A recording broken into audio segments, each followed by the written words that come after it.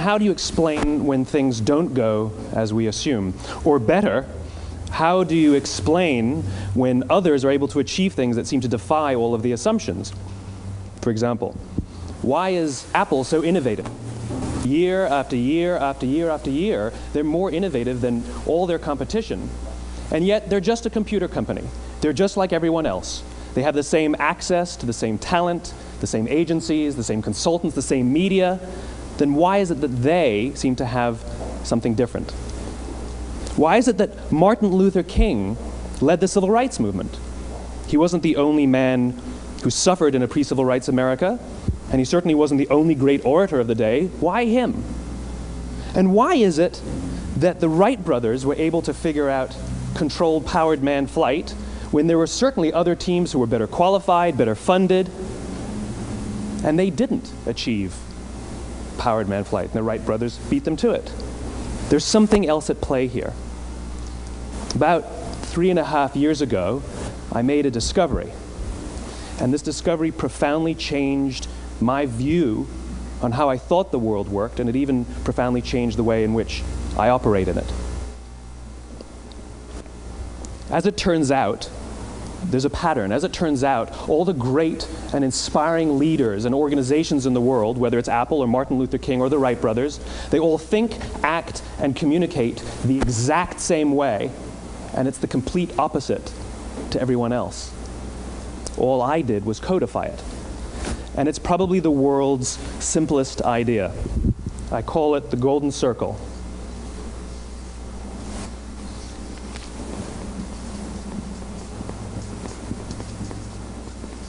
Why, how, what?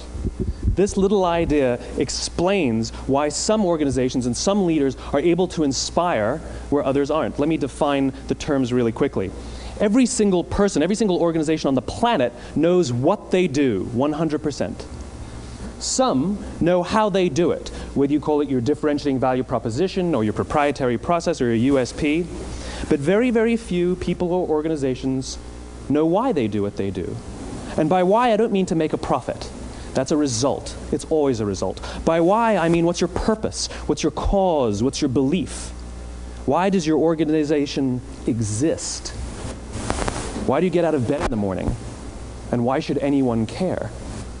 Well, as a result, the way we think, the way we act, the way we communicate is from the outside in. It's obvious. We go from the clearest thing to the fuzziest thing. But the inspired leaders and the inspired organizations, regardless of their size, regardless of their industry, all think, act, and communicate from the inside out. Let me give you an example. I use Apple because they're easy to understand and everybody gets it. If Apple were like everyone else, a marketing message from them might sound like this. We make great computers. They're beautifully designed, simple to use, and user-friendly. Want to buy one? Meh. And that's how most of us communicate. That's how most marketing is done, that's how most sales is done, and that's how most of us communicate interpersonally. We say what we do, we say how we're different or how we're better, and we expect some sort of behavior, a purchase, a vote, something like that. Here's our new law firm. We have the best lawyers with the biggest clients. We have, we always perform for our clients, do business with us. Here's our new car. It gets great gas mileage. It has, leather seats. Buy our car. But it's uninspiring. Here's how Apple actually communicates. Everything we do, we believe in challenging the status quo. We believe in thinking differently. The way we challenge the status quo is by making our products beautifully designed, simple to use, and user-friendly. We just happen to make great computers. Want to buy one? Totally different, right? You're ready to buy a computer from me. All I did was reverse the order of the information. What it proves to us is that people don't buy what you do, people buy why you do it. People don't buy what you do, they buy why you do it. This explains why every single person in this room is perfectly comfortable buying a computer from Apple. But we're also perfectly comfortable buying an MP3 player from Apple, or a phone from Apple, or a DVR from Apple. But as I said before, Apple's just a computer company. There's nothing that distinguishes them structurally from any of their competitors. Their competitors are all equally qualified to make all of these products. In fact, they tried. A few years ago, Gateway came out with flat-screen TVs. They're eminently qualified to make flat-screen TVs. They've been making flat-screen monitors for years. Nobody bought one.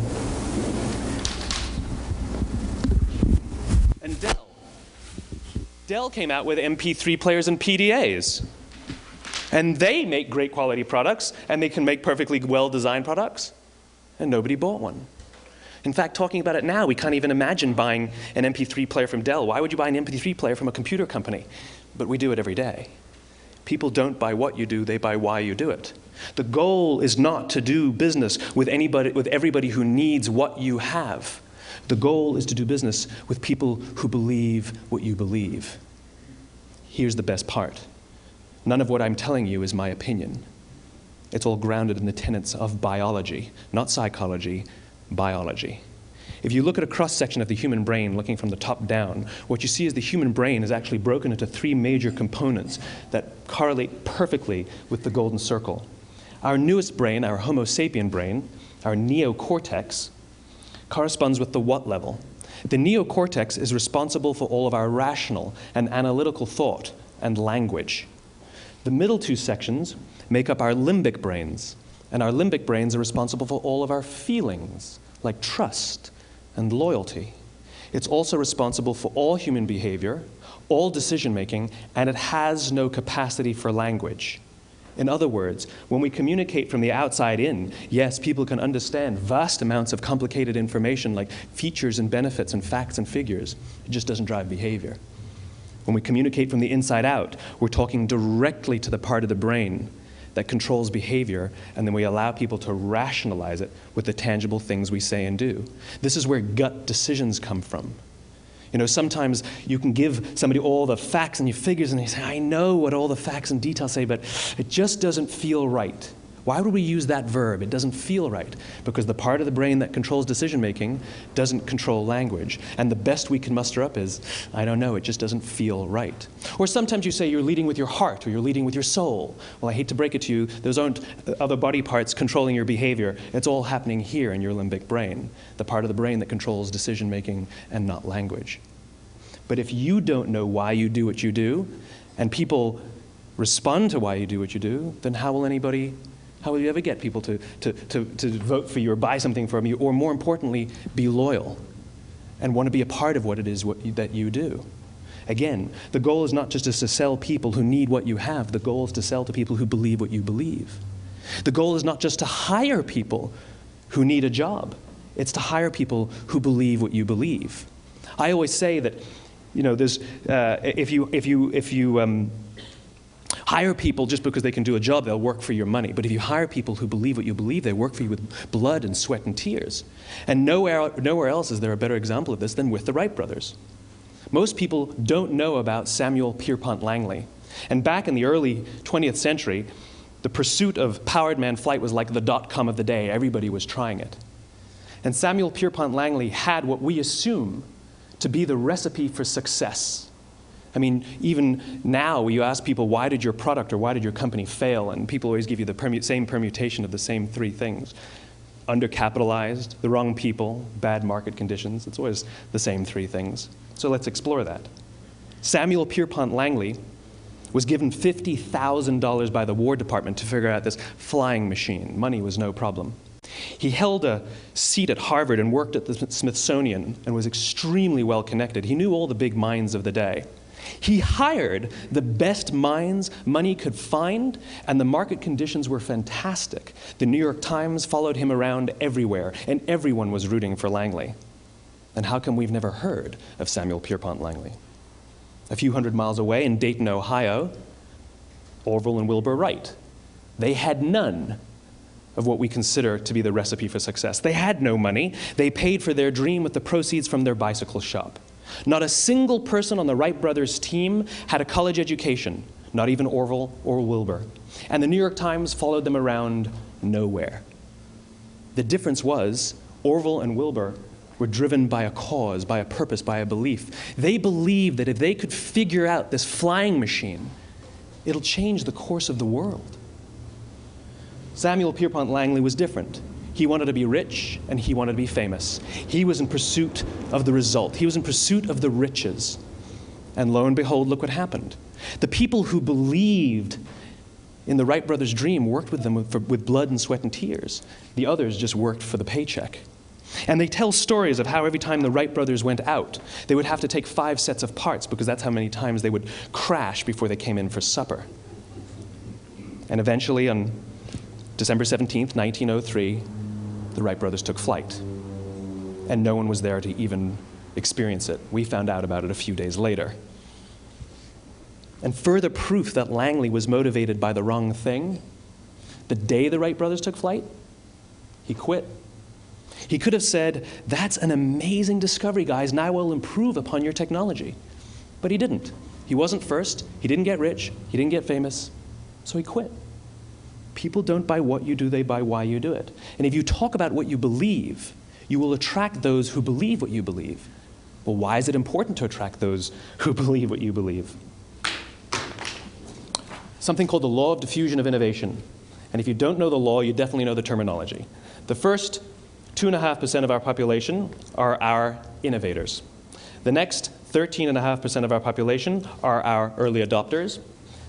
The next 34% are your early majority, your late majority, and your laggards.